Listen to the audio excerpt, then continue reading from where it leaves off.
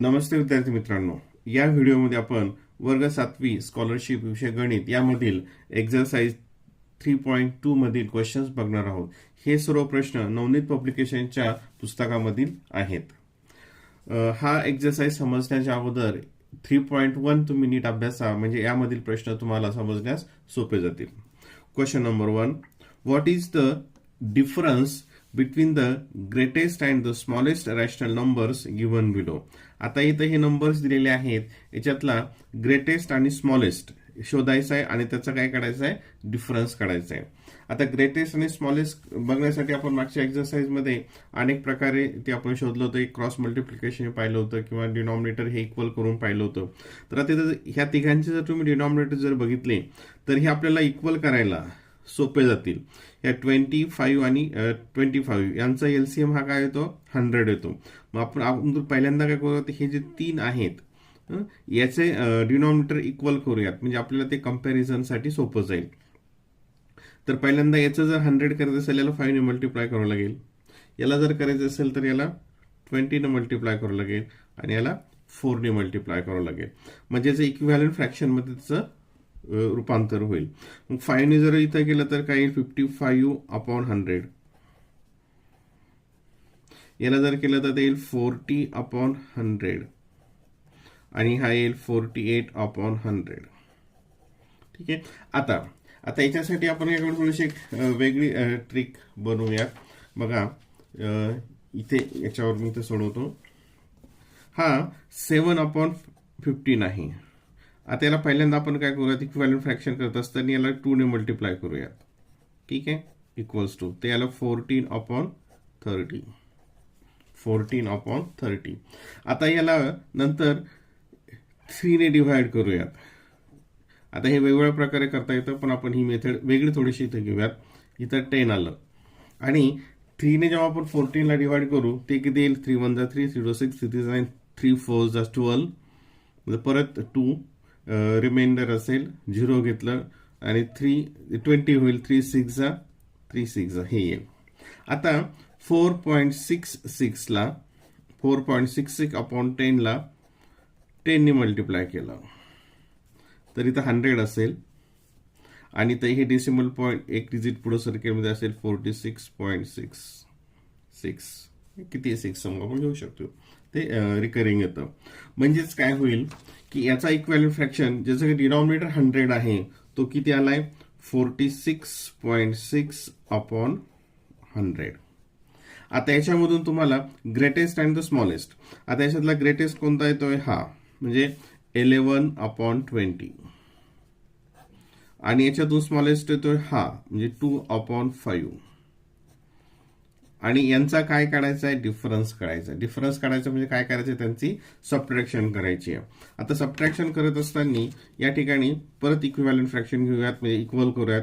याला कितीने मल्टिप्लाय करावं लागेल, बघा हे 11/20 जसंच्या तसं मायनस इथं 20 येण्यासाठी याला ह्या पूर्ण फ्रॅक्शनला कितीने मल्टिप्लाय करावं लागेल, 4 ने.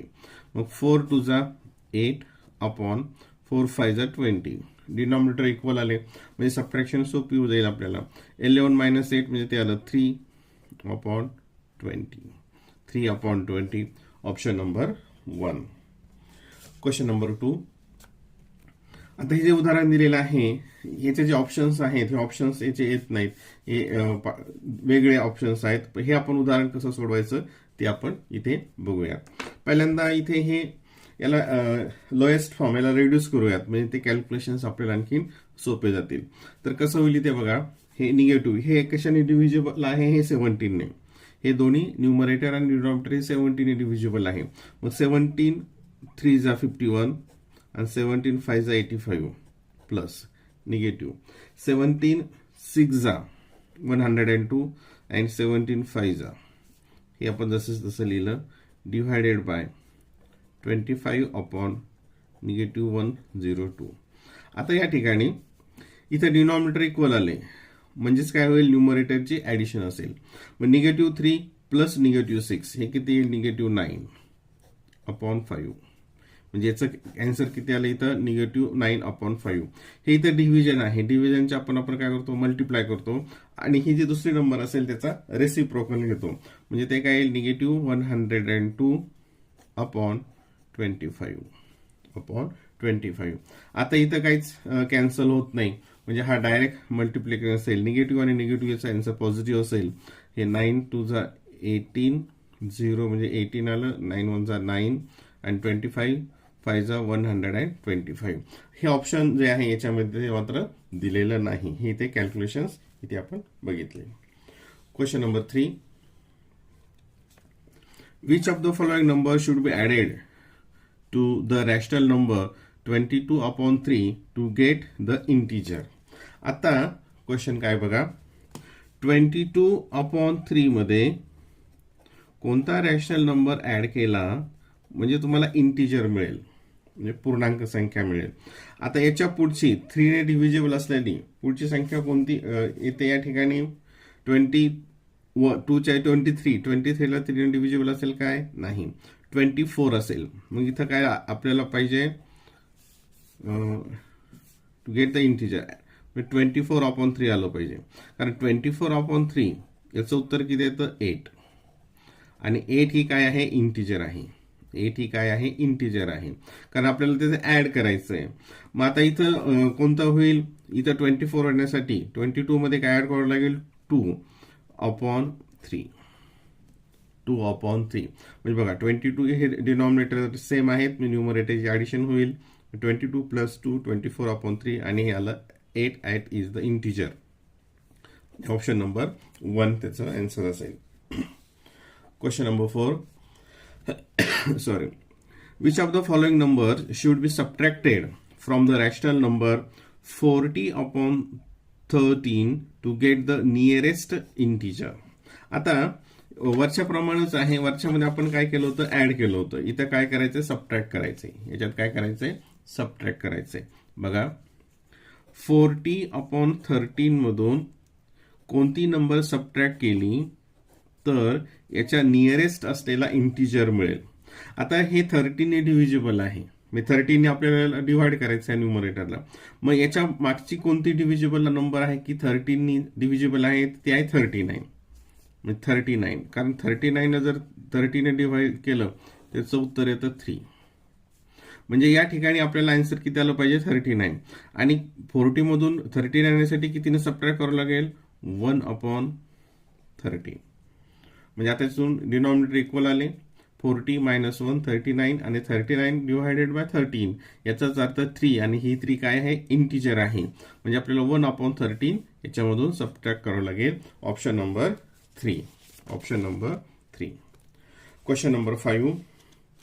A rational number 5/12 is equal to the sum of two rational numbers. If one of them is -3/24, what is the other one? आता याच्यासाठी आपण एक छोटंसं दुसरं उदाहरण बघूयात इंटिजर्स मधलं. म्हणजे हा प्रश्न कसा सोडवायचा हे तुमच्या लक्षात येईल. बघा, the rational number 5/12 is equal to the sum of the two rational number. म्हणजे ही जी नंबर आहे ही टू रॅशनल नंबरच्या सम इतकी आहे, ऍडिशन इतकी आहे. आणि त्यातली एक कोणती आहे? ही आहे. तर दुसरी कोणती शोधायची? आता समजा आपण असं एक उदाहरण घेतलं की 2 रॅशनल नंबरची ऍडिशन, 2 इंटिजरची ऍडिशन 15 आहे. ठीक आहे. आणि त्यातली एक 10 आहे. तर मग ऑदर कोणती असा प्रश्न आहे. दुसरी कोणती आहे?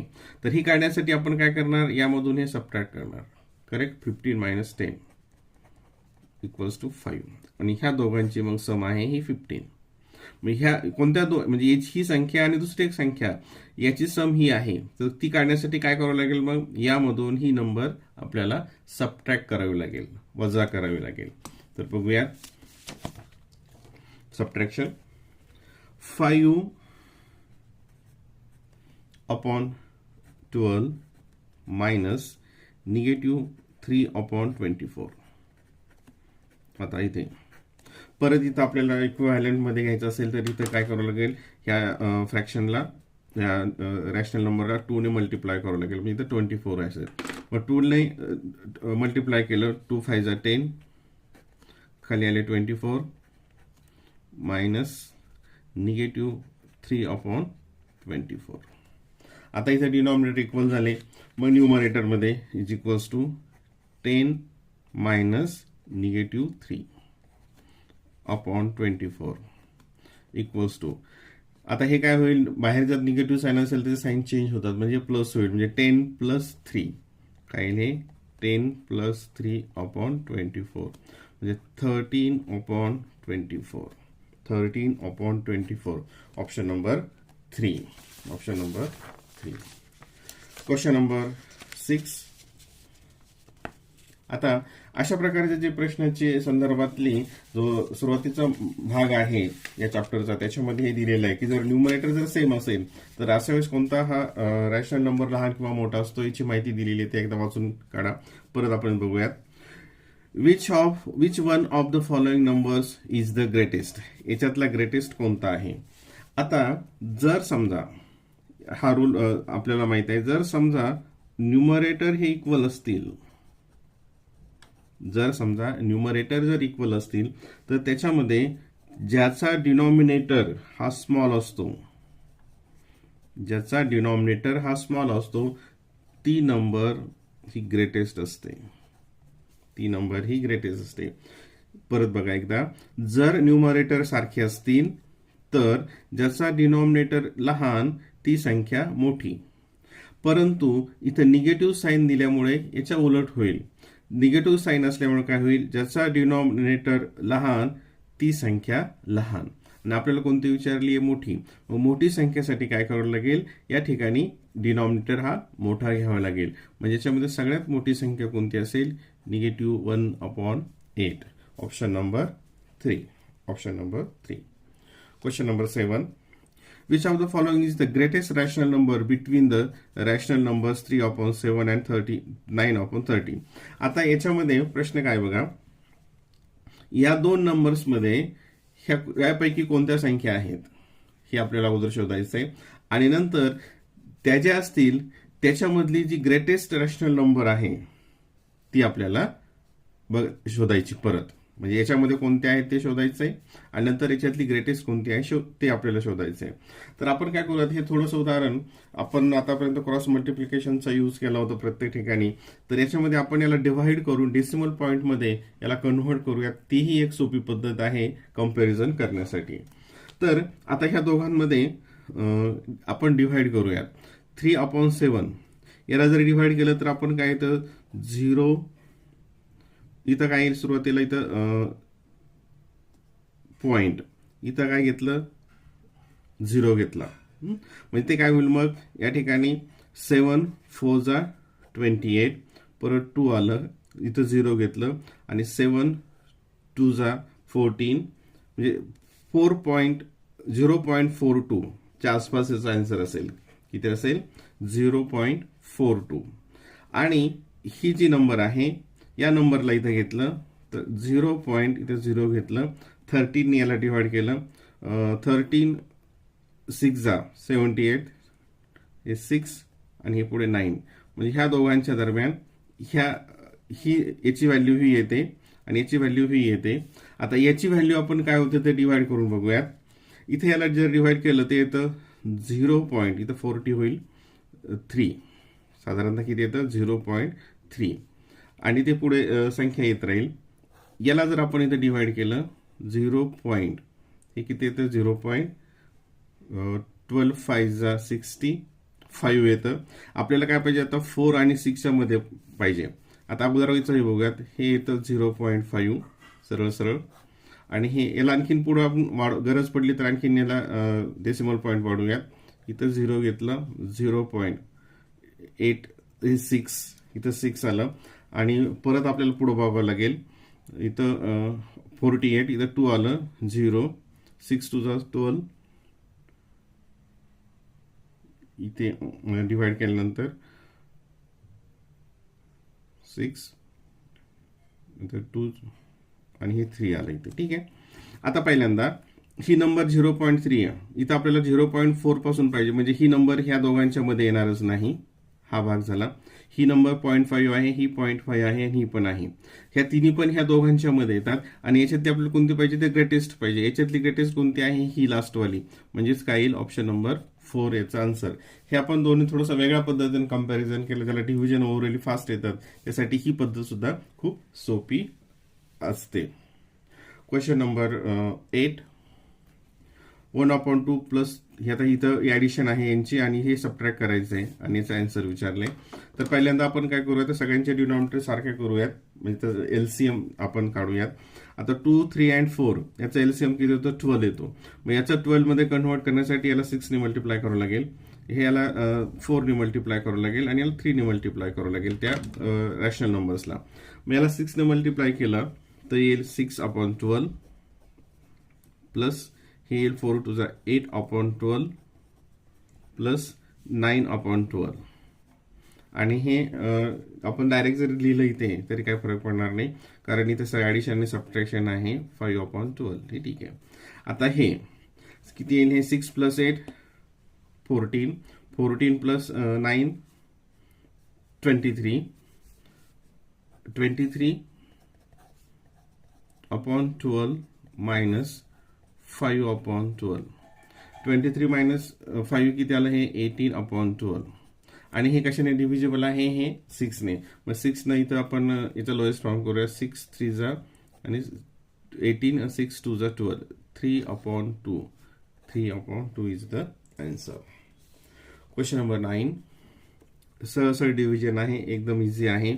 आता यासाठी टेबल तुम्हाला माहित असणं आवश्यक आहे. 76/68 इथं डिव्हिजन आहे, इथं आपण मल्टिप्लिकेशन लिहिणार आणि ही जी दुसरी नंबर आहे याचा रेसिप्रोकल. रेसिप्रोकल म्हणजे त्याचा न्यूमरेटरला डिनॉमिनेटर आणि डिनॉमिनेटरला न्यूमरेटर, या प्रकारे 114. आता हे जे टेबल चांगले पार्ट आहेत त्याला हे लगेच लक्षात येईल की ही नंबर इथंच आपल्याला डिव्हिजन करता येते. हे कशाने डिव्हिजिबल आहे, हे इथे हे 19 आणि हे 19 4 76 आणि 19 6 आणि हे कशाने इथं होतंय 17. हे 17 ने डिव्हिजिबल आहे. 17च्या पाड्यात दोन्ही संख्या येतात. 17 चौक 68, 17 सक 4 4 6 6 हे 4 हे 4 हे 6 हे 6 म्हणजे शेवटी काय आले, 1 positive. Option number 2. Option number 2. आणि जर समजा हे लक्षात आलं नाही तर याला 2 ने डिवाइड करा. 2 ने डिवाइड करा, फक्त त्याच्यामध्ये स्टेप वाढतात आणि वेळ जास्त लागतो. Question number 10. 4/7 plus -11/7 into -7 easy आहे. आता इथे डिनॉमिनेटर काय आहे, सारखेच येते. डिनॉमिनेटर सारखे आहेत, म्हणजे न्यूमरेटरची ऍडिशन असेल. मग बघा 4 प्लस -11/7 इंटू -7 इक्वल्स टू, इथे घेऊयात. आता हे 11 मायनस 4 ते येईल -7/7 इंटू -7. ठीक आहे, इज इक्वल्स टू हे याचं मल्टिप्लिक केलं इथे -1 असेल इंटू -7 आणि -1 इंटू -7 ते असेल 7. Option number 4. Option number 4.